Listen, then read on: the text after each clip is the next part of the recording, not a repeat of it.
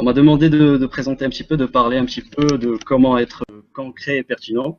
Mais avant tout, j'aimerais vous remercier pour votre temps et remercier en tout cas l'équipe GEM, le Grenoble École Management, qui a fourni un effort considérable pour la consolidation de piliers de cet événement, qui est l'INOCAP Junior.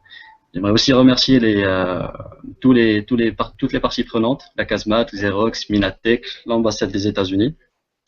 Et aussi, en attendant le jour J, pour remercier les jeunes d'avoir participé à l'INOCOP, qui serait, à mon avis, une expérience à ne pas rater. Alors, voilà, on nous demande généralement de venir avec des idées qui sont peut-être créatives. On peut venir avec, par exemple, 1000 idées par mois, mais sans savoir qu'il y a d'autres personnes qui pensent à la même chose. Et le problème, c'est penser à une idée, c'est au même moment. Et il reste encore un problème, c'est comment vendre ces idées à des étrangers, qui paraît un petit peu difficile. Alors, trop souvent, je dirais que nous, les entrepreneurs ou porteurs d'idées, ou peu importe, des cadres commerciaux, responsables marketing, ils font de grands efforts, en tout cas, pour montrer comment les nouveaux plans d'affaires ou les concepts créatifs sont pratiques, avec de très hautes marges et des marges élevées, mais ça reste les seuls à voir ceci. Et l'idée est directement rejetée par les décideurs ou par des investisseurs dans une entreprise ou dans un projet qui ne semblent tout à fait pas comprendre la valeur réelle de leurs idées. Alors là, il y a tout au long de ma présentation, je vais essayer d'amener à définir les investisseurs et les pitchers. Donc, tout comme des jeunes qui cherchent à innover, les jeunes qui vont participer à la compétition et pitcher leurs idées devant la communauté INOCAP Junior ou devant les jurys. Et qui le suivent sur notre chaîne YouTube ou devant un jury le jour de la compétition. Alors, généralement, alors, je vais parler un petit peu d'une histoire, enfin, j'ai vécu ça. Il y a 2 ans de cela, on était des amis, il y avait quelques amis et moi. Nous avions commencé à travailler sur un système de surveillance et nous cherchions à lancer une entreprise pour offrir des solutions de sécurité dans quelques semaines. Enfin, nous avons étoffé le concept et je dirais que nous avons rédigé tout le plan d'affaires, le business plan, le business model, et nous avons essayé de chercher en quelque sorte des sources de financement. Alors, avec un petit peu de bruit, il y avait un ami à moi qui avait certaines relations, on avait pu en parler, on avait pu fixer un rendez-vous pour obtenir une rencontre avec une société d'investissement qui était bien connue au Maroc. Et on savait même, enfin, même si notre entreprise n'avait pas encore apporté un seul dirham, mais enfin, aucun de nous n'était même pas PDG ou je ne sais pas responsable d'un café, et nous étions tous convaincus que nous avions quelque chose de sûr sur nos mains parce que ça rapportait de l'argent. Mais et on se demandait en plus, se demandait quel investisseur pourrait dire non à cela. Alors, il y a déjà un problème, c'est que nous sommes face à des investisseurs, nous sommes face à un jury, nous sommes pitchers, porteurs d'idées, nous devons convaincre et la conviction n'est pas facile. Généralement, pour pitcher, il faut toujours travailler avec une méthode, c'est less is always more, et que le pitch, pour être vital, eh bien, il faut des présentations, enfin, les présentations verbeuses et de longues explications ne sauront pas impressionner le jury. Et très probablement, ça peut les désactiver en quelque sorte. Donc, pour présenter votre entreprise, votre projet ou votre start-up d'une manière qui est courte, il faut une douce mise à pointe, quelque chose qui serait smart en quelque sorte. Et il faut savoir que le jury doit être convaincu que voilà, votre idée va attirer et fidéliser des clients et si les investisseurs ne saisissent pas votre idée, alors ils peuvent présumer qu'enfin voilà, les clients ils ne comprennent pas non plus, ce qui ne rappelle pas beaucoup. Alors il faut aussi se dire que faut jamais se poser d'hypothèses. Il faut passer à l'exécution, ne faire qu'exécuter, exécuter. Parce que, en quelque sorte, il faut inspirer la confiance avec des faits, et non pas par de la fiction. Et la plupart des investisseurs, ils cherchent des porteurs d'idées et des idées à faible risque lors de leur application. Et ce qui met, enfin, on pourrait parler de flux de trésorerie, de record de piste ou d'expérience dans le monde réel, mais je ne pense pas que pour une idée qui vient de commencer, on pourrait discuter ça. On pourrait trouver des moyens pour tester la viabilité, enfin si c'est certain, l'idée est certaine ou pas, ou transformer l'idée carrément en une startup qui serait fonctionnelle avant de demander l'investissement. Il y a les Américains ils disent, enfin laisser les bâtons de hockey sur glace et ça me fait un petit peu rire parce que enfin, la plupart des investisseurs, même ceux que je connais, enfin, sont toujours excités au sujet de votre image qu'il faut généralement amplifier, mais enfin à la limite du raisonnable, et, enfin il faut être responsable en quelque sorte. Mais il faut surtout éviter les projections de bâtons de hockey. C'est-à-dire que enfin, le jury qui est respectable, un jury respectable ne sera pas vous prendre au sérieux si vous ne présentez pas enfin, des graphiques qui sont absurdes et prétendent des revenus d'entreprise qui peuvent passer de, par exemple, 100 000 dollars à 50 millions de dollars en 3 mois ou 3 ans. Et enfin, pour convaincre, c'est une question de personne. C'est une question, il faut le montrer et il faut montrer que vous avez une emprise sur la réalité avec des projections, par exemple, financières, enfin dans le meilleur des cas. Et la base de chacun de ces modèles, ben, c'est des faits antérieurs et qui sont reliés à des données de performance. Enfin, ça doit être analysé avec un respect de process, un respect qui vous donne bien une série de bonnes pensées, mais surtout de bonnes réponses, sans passer probablement par l'hypothèse lors d'un face-à-face.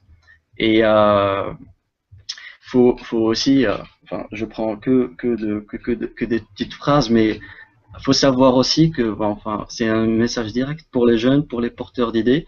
Il faut savoir que Rome n'a pas été construite en un jour. Et non plus votre idée ne sera pas développée en un seul jour, votre entreprise ne sera pas en non plus. Donc généralement, enfin, il y a des personnes qui se méfient, et surtout les investisseurs, ils se méfient des financements qui sont sur avis d'entreprise et qui semblent destinés qui semblent destinés à mordre plus qu'ils ne peuvent mâcher. Donc, avant de demander des millions, avant de demander de l'argent pour financer une startup, pour financer votre idée ou une ligne de produit, alors il faut un petit peu passer par des étapes. Il faut penser à créer, il faut penser à gérer, à répondre à la demande, et non pas seulement une demande normale, mais une demande pour un seul produit. Faut juste se rappeler un petit peu le succès de Google, qui même était, enfin son succès était même basé sur un seul produit. Et il faut employer, essayer de démontrer que voilà, il y a certaines démarches à prendre, certaines tactiques, je dirais, côté marketing, côté stratégie, il y a des ventes et des procédures opérationnelles. Enfin, voilà, il y a, généralement, on trouve que voilà, les idées, ils exigent des changements par définition et par expérience. Je crois que voilà, l'application d'une idée signifie que quelque chose de différent prendra place. Ça paraît un petit peu philosophique, mais voilà. Même si votre idée indéniablement et merveilleusement, je dirais, brillante, il va forcer quelqu'un quelque part pour changer la façon dans laquelle vous allez faire quelque chose ou changer quelque chose. Et comme beaucoup de gens, ben, ils n'aiment pas le changement, et le changement leur fait peur en quelque sorte, la qualité de votre idée, la qualité de votre idée, enfin, que vous allez trouver en quelque sorte attrayante, mais qui peut être précisément si, enfin, ça serait si difficile pour les gens à accepter ça.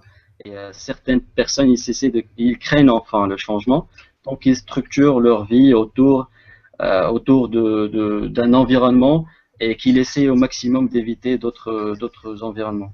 Il faut aussi savoir que il faut se poser les bonnes questions parce que lorsque enfin, je dirais, une grande idée, chacun a une grande idée en tête, chacun pense que voilà, il a une idée, que c'est grand, il vient en contact avec des personnes et il faut choisir les personnes, les bonnes personnes mais par exemple, si on tombe sur des personnes qui ne veulent pas le changement, eh bien, vous et votre idée, enfin, je parle à moi-même aussi, vous êtes dans une situation, je dirais, désavantageuse. Donc, avant de commencer sur le terrain, avant de passer, par exemple, sur une vidéo sur YouTube, ou essayer d'expliquer votre concept, ou essayer d'étaler votre business model, essayez plutôt d'être intéressé aux gens qui peuvent plutôt avoir cette attitude de partage et partager avec vous en cas de besoin pour satisfaire plutôt le client plutôt que le concept. Et il y a, il y a il y a une erreur, je dirais, qui est classique de la plupart des porteurs d'idées, généralement les jeunes porteurs d'idées, et c'est que de lancer, ils pensent être à la hauteur bien avant qu'ils ne soient prêts. Et alors là, ce qu'il faut bien se mettre en tête, c'est que quand la plupart des gens trouvent une idée intéressante, ils sont rapidement séduits par leur ego et à faire des choses que je ne dirais pas, je ne dirais pas stupides, mais qui sont plutôt non productives. Certaines personnes trouvent même gênant de leur parler de vos idées, de projets, avant même de pouvoir les maîtriser. Et ça pourrait être le cas même pour Baptiste ou Marie, je pense. Euh, Il y a un frisson, enfin, il y a les mauvaises idées, je ne dirais pas les mauvaises idées, il y a des idées, mais il y a les bonnes idées. Et les bonnes idées sont une réflexion sur l'exécution, sur la livraison, sur l'impact qui est économique, environnemental, social, sur des parties qui sont importantes dans votre business model, le côté partenaire. Et dire que, par exemple, nous devrions construire des voitures qui vont à 200 km/h et obtenir 100 tonnes de réduction de CO2, c'est facilement plier le papier, le tenir dans votre poche arrière. Je ne pense pas que ça pourrait marcher. Mais faut avoir cette attitude. Enfin, ce sont de bons départs. Je ne nie pas, mais ils ne seront pas de bonnes idées dans le sens d'un rapport auteur-travail, jusqu'à ce qu'il y ait à la fois une certaine logique pour savoir comment rendre réelle cette idée-là dans les limites du raisonnable. Et à un certain niveau de détail. Il faut surtout se focaliser sur les détails lorsqu'on commence à développer l'idée. Alors, la plupart du temps, ce n'est pas la peine de bien pitcher une idée, mais enfin, jusqu'à Voilà. enfin, Derek, oui, juste éclairé un tout petit peu. ouais, enfin, j'ai presque fini. Je ne pense pas parce qu'il y a des questions. Enfin, je pense je sais que j'ai pris beaucoup de temps, mais il y a des questions qui sont nécessaires, qu'il faut se poser régulièrement parce que faut être en mesure de répondre à certaines questions qui sont pragmatiques. Par exemple, quel est le problème, quel est le besoin, quel problème votre concept va résoudre, quels sont les défis, par exemple, logistiques les plus difficiles qui sont imposés par votre idée, comment vous allez les résoudre, rendre le projet plus concret devant les pitchers avec, par exemple, un prototype, un échantillon, une démonstration de mise en œuvre de l'idée, une preuve de concept. Et voilà, je pense que même si je n'ai pas tout dit, mais enfin, ce sont tous des types de questions à quelqu'un qui obtiendrait peut-être des bases quotidiennes qui sont susceptibles d'engager des personnes derrière. Bon voilà, je vous remercie dans l'attente de voir les jeunes InnoCap Junior pour cette année. Et si ce n'est pas pour cette année, alors ça serait pour l'année prochaine. Mm.